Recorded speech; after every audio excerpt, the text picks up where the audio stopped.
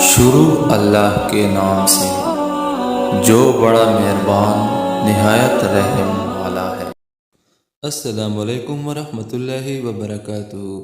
آج ہم ایک ایسی دعا یا وظیفے کے بارے میں پڑھیں گے جس کے پڑھنے سے اور اس کے اہتمام کرنے سے انشاءاللہ الرحمن سخت آزمائش، بدبختی، برے فیصلے اور دشمنوں کے خوف سے محفوظ رہو گے۔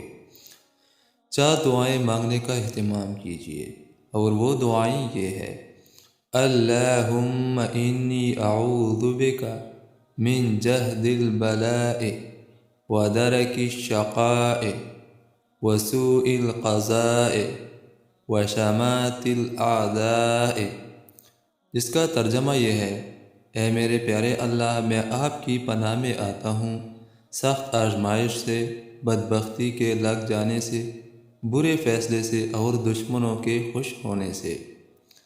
اس دعا کا اہتمام کیجیے۔ اس حدیث میں یہ نہیں ذکر کیا کہ فلاں وقت میں پڑھیں یا اتنی بار پڑھیں، لیکن دن میں کم از کم ہر نماز کے بعد یا 2 یا 3 مرتبہ دن میں پڑھ لیا کریں۔ اللہ تعالیٰ اس پہ عمل کرنے کی توفیق نصیب عطا فرمائے۔ آمین ثم آمین۔